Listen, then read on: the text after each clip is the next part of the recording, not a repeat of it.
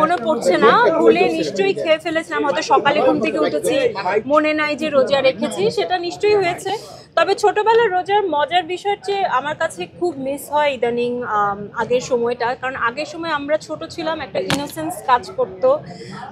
বাড়ি বাড়ি গিয়ে আমরা ঠিক ইফতারের আগ মুহূর্তে মা ইফতারের থালা সাজিয়ে দিত এবং আমরা বাসায় বাসায় গিয়ে কলিং বেল টিপে টিপে প্রত্যেকের বাসায় ইফতার দিয়ে আসতাম যখন ছোট ছিলাম, এটাই আমাদের কাজ ছিল। সো এই ব্যাপারটা খুব এনজয় করতাম। ইদানিং খুব মিস করি ওই বিষয়টা।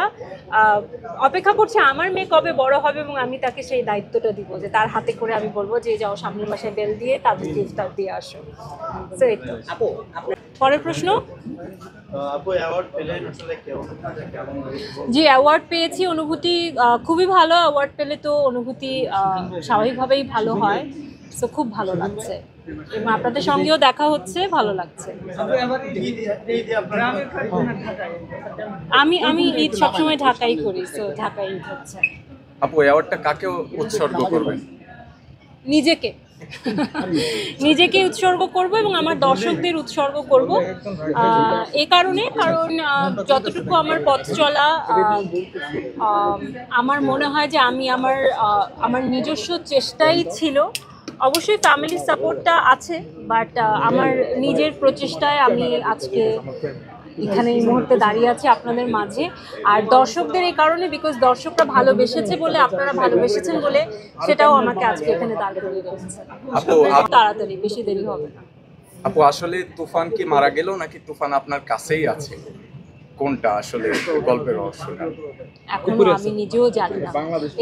যতটুকু আপনারা দেখেছেন অতটুকু গল্পই আমি জানি, পরবর্তী গল্প এখনো আমার কাছে মোচন হয়নি, সো আমি এখন জানি না। ঈদ নিয়ে পরিকল্পনা ইউজুয়াল, আপনারা যেভাবে ঈদ কাটাবেন আমিও সেভাবে ঈদ কাটাবো, পরিবার পরিজনের সাথে, বন্ধু বান্ধবের সাথে, এই তো।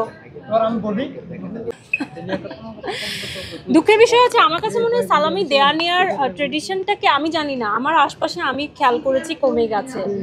আপনারাও কি ফিল করেন যে ব্যাপারটা কমে গেছে এখন?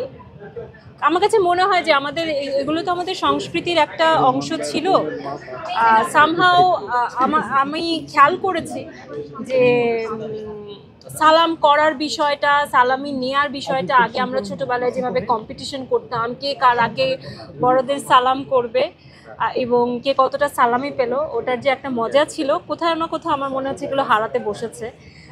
সো আমাদের উচিত আমাদের নিজস্ব এই যে মজার বিষয়গুলো, সংস্কৃতিগুলো, এগুলোকে ধরে রাখা। সো যেহেতু কেউ সালাম করে না, সো সালামি দেওয়া হয় না। আর আমার নিজেরও সালামি নেওয়ার বয়সটা মনে হয় চলে গেছে, তো সালামি পাওয়াও হয় না। আমার টিজার যে দেখেছি ভালো হয়েছে, ভালো লেগেছে। কোন মুভিটা আগে দেখবেন হলে গিয়ে, যদি 3টা টিকিট দেওয়া হয় আপনাকে, জঙ্গলি, বরবাদ এবং দাগি? যেই টিকেটের মানে যে টিকিটটা আগে পাবো এবং যেটার সময় আগে হবে, তিনটাই যদি একসাথে দেওয়া হয় কোনটা আগে যাবে?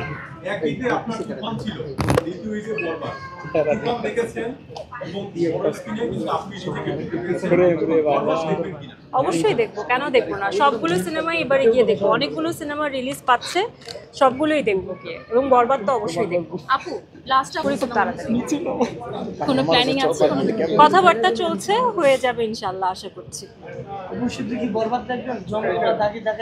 সবই দেখবো, জঙ্গলিও দেখবো, দাগিও দেখবো, সবই দেখবো। তো এরকম কিছু শুনি নাই, জানিও না। আর যতক্ষণ কিছু রিলিজ না পাচ্ছে, কে কোনটাকে ছাড়িয়ে যাচ্ছে, এটা তো বলা মুশকিল। আর আমি আসলে সিনেমাকে ওভাবে দেখি না যে কোন সিনেমা কাকে ছাড়িয়ে যাচ্ছে। সিনেমা আসলে এন্টারটেইনমেন্টের বিষয়, আমরা হলে যাব, এন্টারটেইন হব। ঈদ একটা উৎসব মুখর পরিবেশে হই হই রই রই একটা আমেজে থাকবো। এই আমার হাজবেন্ড আমাকে যা কিনে দিবে আমি তাই করবো। এই